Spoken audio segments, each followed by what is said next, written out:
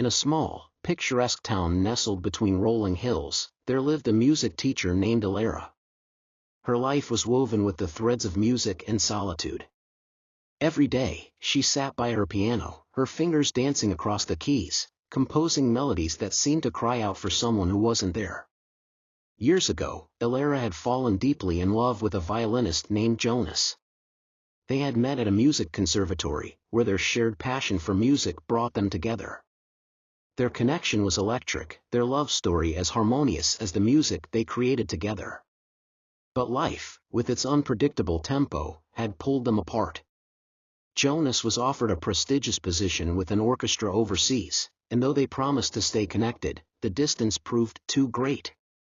Letters turned into emails, emails into silence. Time wore down their bond until all that remained was the memory of their melodies. One rainy afternoon, as Alara played her piano, she heard a faint but familiar tune drifting through the open window. It was their song, a piece they had composed together, one that no one else could know.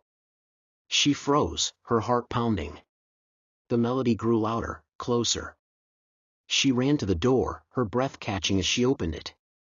Standing there, soaked from the rain, was Jonas, holding his violin.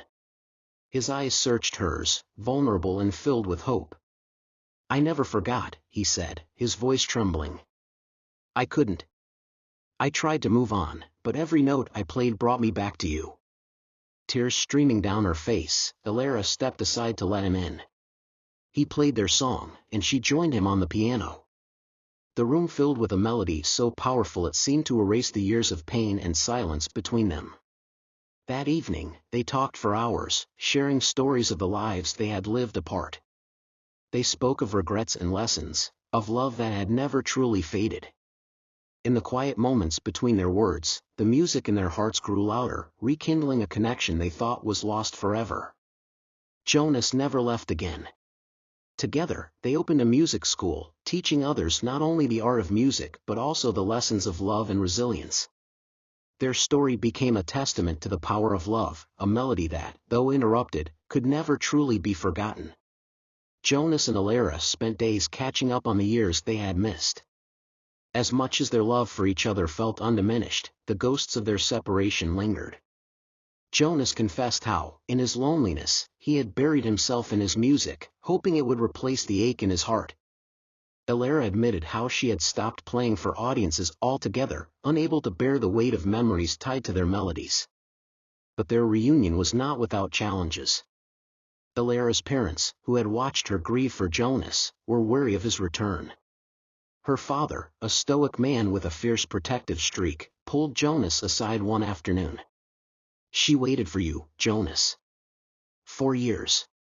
If you leave her again, it will break her." Jonas looked him in the eye, his voice steady. "I won't. I'll spend the rest of my life proving that to her." Despite the tension, Alara and Jonas resumed their lives together with a renewed sense of purpose. They turned their small home into a haven of music, welcoming students from all walks of life. They took in a shy young girl named Clara, who reminded Alara of herself as a child. Clara's parents couldn't afford lessons, but Jonas insisted on teaching her for free. One day, Clara arrived at their doorstep with tears in her eyes. Her father had lost his job, and her family was being evicted. Without hesitation, Alara and Jonas opened their doors to them, offering their home as a temporary refuge. The act of kindness deepened their bond, not just with Clara's family but with the community. However, their happiness wasn't without trials. One winter evening, Jonas began complaining of sharp pain in his hands. A visit to the doctor revealed the early signs of arthritis, a devastating diagnosis for a musician. Jonas tried to hide his despair, but Alara saw through him. "You're not just your music, Jonas," she said, holding his trembling hands. "You're so much more." With her support, Jonas adapted. He focused on conducting and mentoring their students, pouring his heart into shaping the next generation of musicians. In turn, Alara rediscovered her love for performance. She began playing piano in public again, her music infused with the love and hope Jonas had brought back into her life. Years passed, and their music school flourished. Clara, now a young woman, became their star pupil, winning competitions and scholarships. At her final recital before leaving for college, she played the melody that had brought Alara and Jonas back together, her own flourishes woven into the composition. The audience erupted in applause, but none clapped louder than Jonas and Alara. In their later years, Alara and Jonas sat together on their porch, reminiscing about their journey. "Do you ever regret it?" Alara asked, her voice soft. "The years we lost?" Jonas shook his head. "No. Every note we played apart led us back to this harmony. And this," he said, gesturing to the sunset, "their home, their life, is the greatest composition we could have written." When the time came for Jonas to say goodbye to this world, it was in the arms of the woman he had always loved. Alara played their melody at his memorial, tears streaming as her fingers moved across the keys. The music, filled with sorrow and love, resonated deeply with everyone who heard it. Even after Jonas was gone, Alara continued their legacy, teaching and composing. She lived by the belief that love, like music, was eternal, a melody that could fade but never truly disappear. And every evening, as the sun dipped below the hills, she played their song, her heart full of gratitude for the love that had found its way back to her. Alara's life continued to be a testament to the love she and Jonas had shared. The music school became a beacon of hope for the town, attracting students who carried their stories of struggle, ambition, and love. Each student brought a new melody into Alara's life, and through their journeys, she found new ways to keep Jonas' memory alive. One of these students was Marcus, a gifted pianist with a troubled past. Marcus had been in and out of foster homes, and his only solace was the piano.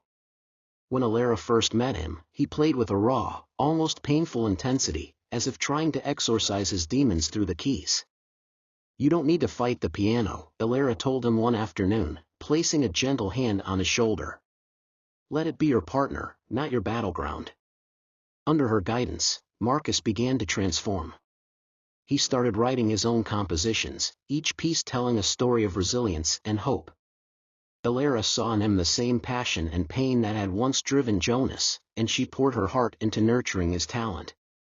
As Marcus flourished, he became a mentor to younger students at the school, including Clara's younger brother, Ethan.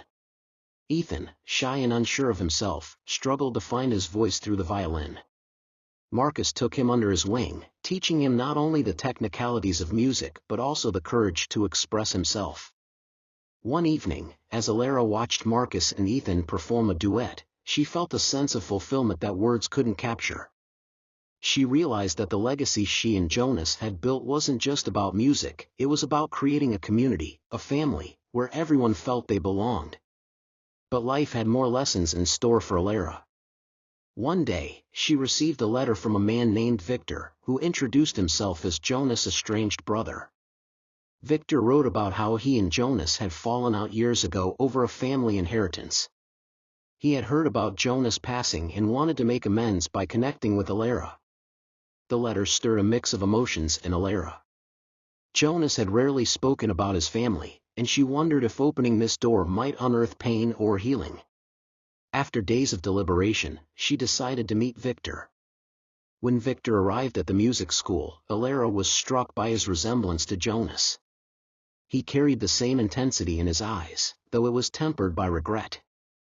"I've lived with this guilt for years," Victor admitted, his voice trembling. "I pushed him away over something so trivial. And now, I'll never have the chance to tell him I'm sorry." Alara placed a hand on his. "Jonas believed in second chances. If he were here, he'd want us to make peace." Victor began visiting the school regularly, sharing stories about Jonas' childhood that Alara had never heard. Through Victor, she discovered a new side of the man she had loved, a playful, mischievous boy who had once dreamed of becoming a composer before life led him to the violin. Victor's presence became a source of comfort for Alara, and over time, he became part of the school's community. He volunteered to help with fundraising events and even took up the cello, inspired by the students' passion. As the years went by, the music school grew beyond Alara's wildest dreams. They opened branches in neighboring towns, each one carrying the same spirit of love and resilience that had defined the original. On the 20th anniversary of the school's founding, Ilera organized a grand concert featuring performances by her students, both past and present. Marcus, now a renowned pianist, returned to perform his latest composition, a piece dedicated to Ilera and Jonas.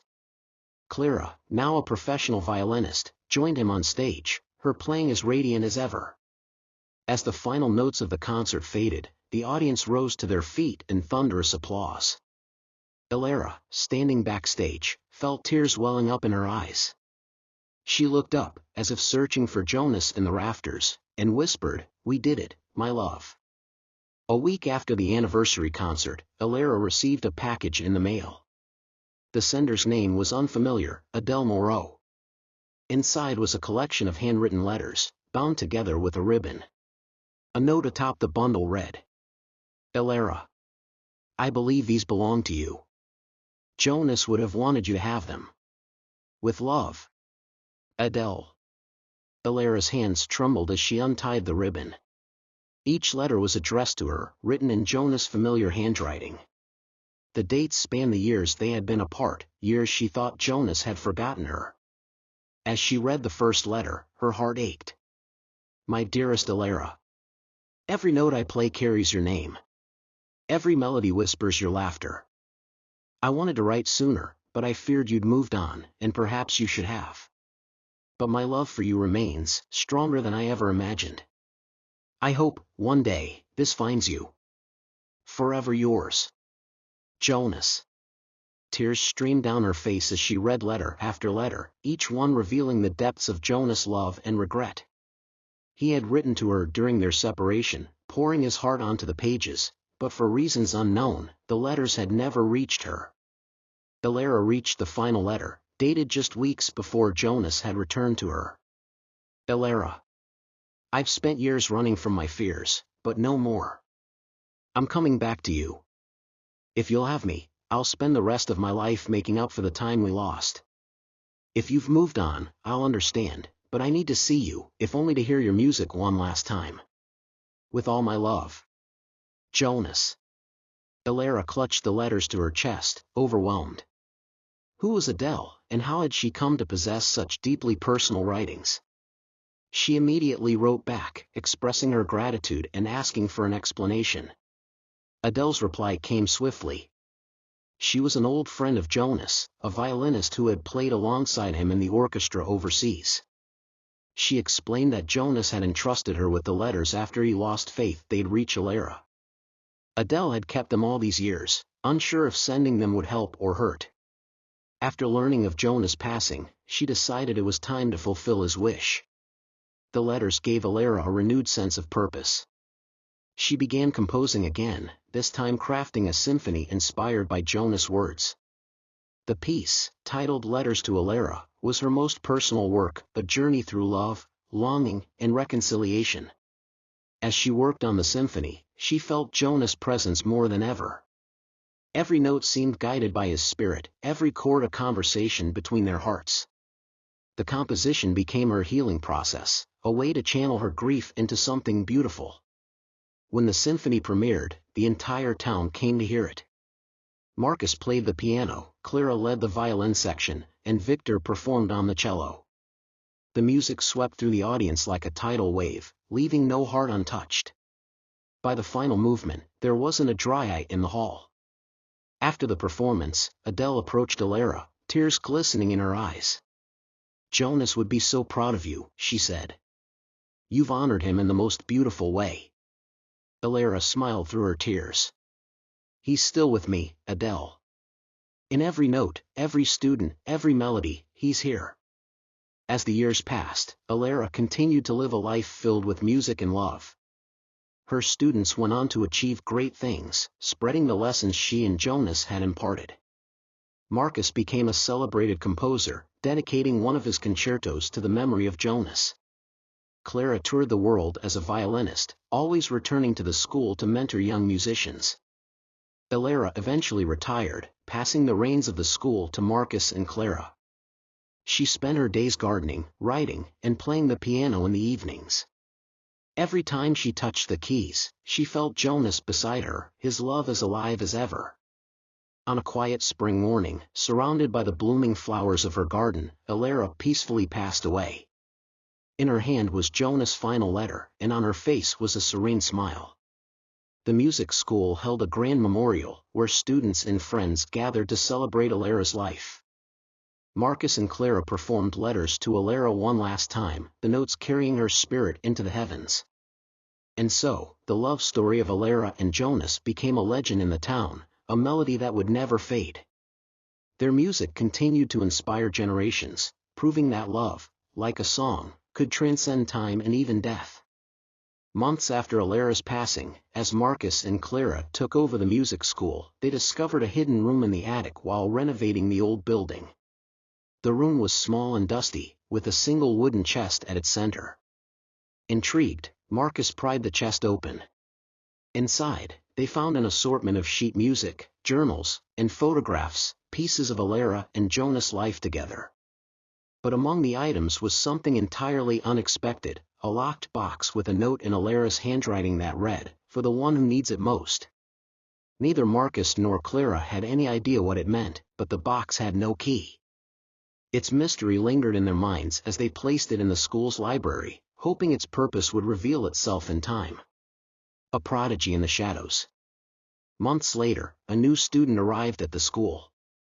Her name was Leona, a reserved teenage girl with a hauntingly beautiful voice. She wore oversized sweaters and kept her hood up, avoiding eye contact with everyone. Despite her shy demeanor, her audition left Marcus and Clara speechless. Her voice carried an unearthly quality that seemed to hold a world of pain and longing. Leona, it turned out, had a difficult past. Raised in foster care, she had been separated from her siblings and struggled with feelings of abandonment. Music was her only solace. Marcus saw himself in her and took her under his wing, teaching her not only how to refine her talent but also how to believe in herself. However, Leona's presence at the school wasn't without complications. Late one night, Clara heard music coming from the school's main hall, a haunting melody she didn't recognize. When she investigated, she found Leona playing the piano, her hands moving as if in a trance. "Leona?" Clara called out softly. Leona stopped abruptly, her eyes wide with fear. I don't know what came over me," she whispered. "I've never played that before." Clara felt a chill. The melody Leona had played was eerily similar to letters to Alara, but with a twist. The notes seemed darker, almost mournful, as if they carried a message from beyond. One stormy evening, as Leona stayed late to practice, she found herself drawn to the locked box in the library. Something about it seemed to call to her. When she reached out to touch it, a soft click echoed through the room. The box had unlocked itself. Inside, Leona found a small music box and a folded letter addressed to her by name. She froze, her heart racing. How could Alara have known her? "Dearest Leona. If you are reading this, it means the music has brought you here. You carry a gift unlike any I've ever known, a voice that can heal even the deepest wounds. Jonas and I believed that music could connect us to something greater than ourselves, something timeless. You, Leona, are a part of that legacy. You are not here by accident. Play the music in this box, and trust that it will lead you where you need to go. With love, Alara." Leona wound the music box and let it play. A hauntingly beautiful melody filled the room, and as it played, memories she didn't recognize flooded her mind, images of Jonas and Alara, of concerts and laughter, and a sense of belonging she had never known. Leona confided in Marcus and Clara about the music box and the letter. Together, they delved into its origins, uncovering a startling truth. Leona was Jonas' grandniece, the daughter of his estranged brother, Victor. Victor, overwhelmed by guilt over his failed relationship with Jonas, had kept Leona's lineage a secret, believing the past was best left buried. When Victor learned of Leona's discovery, he came to the school, trembling with emotion. "I never deserved to be part of this legacy," he said. "But maybe she does." Leona's connection to Jonas and Alara gave her a newfound sense of purpose. She began to embrace her gift, using her voice not just to sing but to tell their story, spreading their message of love, forgiveness, and the healing power of music. But the music box held one more mystery. One night, as Leona played its melody on the piano, she felt an overwhelming presence in the room. The air grew still, and a warm light seemed to envelop her. She looked up and saw two faint figures, Jonas and Alara, their faces filled with love and pride. "Thank you," Jonas' voice echoed, though his lips didn't move. "You've brought our story full circle." The figures faded as quickly as they appeared, leaving Leona with tears streaming down her face. She knew, in that moment, that her voice was not just hers, it was a bridge between worlds, a way to keep the love and music of Jonas and Alara alive for generations to come. Leona's newfound connection to Jonas and Alara became the cornerstone of her journey. Her voice, coupled with the haunting melody from the music box, attracted attention far beyond the music school. Clara and Marcus encouraged her to perform publicly, and soon she was singing at prestigious venues. Each performance seemed to carry a transformative power, moving audiences to tears. But with fame came scrutiny. Whispers began to spread about the mysterious music box and Leona's unexplainable talent.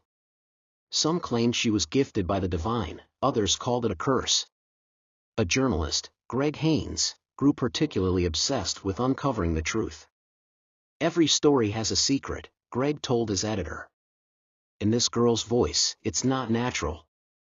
I'm going to find out why."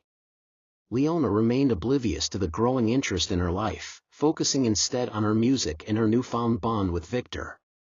But as Greg's investigation deepened, he unearthed a darker chapter of Jonas' past, one that threatened to unravel everything Leona had built.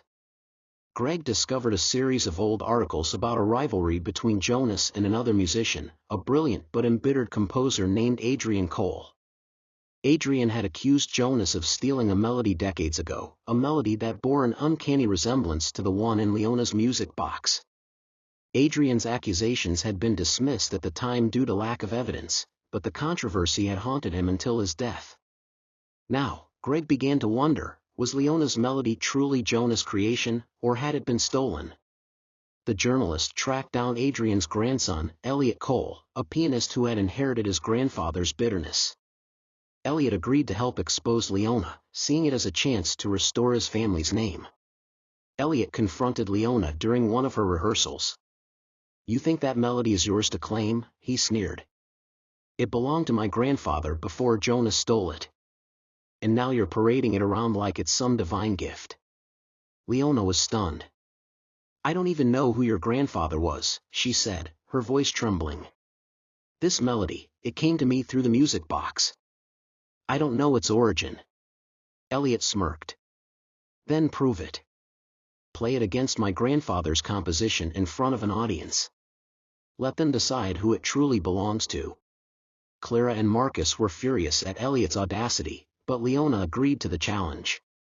"If this is what it takes to honor Jonas and Alara," she said, "then I'll do it." The concert was held in the school's largest hall, packed with reporters, musicians, and curious onlookers. The tension was palpable as Leona and Elliot took the stage, their pianos facing each other. Elliot played first, delivering his grandfather's composition with fiery intensity. His notes were sharp and aggressive, filled with years of anger and resentment. The audience clapped politely but remained uneasy. Then it was Leona's turn. She closed her eyes, took a deep breath, and began to play the melody from the music box. The notes flowed like a river, filled with love, longing, and a sense of timelessness. Her voice joined the piano, lifting the melody into something ethereal. As she played, the air in the room seemed to change. The audience felt as if they were hearing not just music but a story, a tale of love and forgiveness that transcended time. When Leona finished, the room erupted into applause. Even Elliot was visibly shaken, his arrogance replaced by uncertainty. As the applause faded, a frail elderly woman in the audience stood up and approached the stage. She introduced herself as Marion Cole, Adrian's widow. "You both played beautifully," she said, her voice quivering. "But I need to tell you the truth." Marion revealed that Adrian and Jonas had once been close friends. The melody in question had been a collaborative creation, born from nights of shared inspiration. But when their friendship soured over jealousy and ambition, Adrian claimed it as his own, and Jonas let him. "Jonas never stole anything," Marion said, tears streaming down her face. "He simply walked away from the fight. He believed the music belonged to the world, not to one man." The room fell silent. Elliot looked devastated, his anger dissolving into shame. Leona, moved by Marion's words, stepped forward. "This melody," Leona said, "is a bridge between their spirits. It's not about who owns it, it's about what it gives to others." Elliot nodded, his voice breaking. "I'm sorry. I let my grandfather's bitterness blind me. The melody is yours to share, not mine to claim." After the concert, Leona's reputation soared, and the story of Jonas, Adrian, and the melody became legendary. But for Leona, the greatest victory was not fame, it was the peace she had brought to Adrian's family and the strength she had found in herself. She continued to perform, always carrying the music box with her as a symbol of her connection to Jonas and Alara. And though she could no longer see their spirits, she felt their presence in every note she played. Years passed, and Leona's fame grew. She became a symbol of resilience and artistry, known as the voice that heals. But the music box remained her most precious possession, its melody fueling her creativity and grounding her in the legacy of Jonas and Alara. As her career reached its peak, Leona began experiencing vivid dreams, dreams where she was back in the music school, surrounded by a golden light. Jonas and Alara appeared in these dreams, their faces serene but urgent. "Leona," Jonas said in the last dream, "the melody has one more purpose. You must finish what we could not. The world must hear the symphony of the timeless." Leona awoke with a start. The Symphony of the Timeless was a piece mentioned in Jonas' letters, a work he and Alara had begun but never completed. Guided by a sense of duty, Leona decided to make the symphony her life's work. After 2 years of composing, Leona completed the symphony. It was her most ambitious project yet, a sweeping, emotional masterpiece that wove together Jonas and Alara's melodies with her own. She announced its premiere at the music school, inviting musicians from around the world to join her. The night of the performance was electric.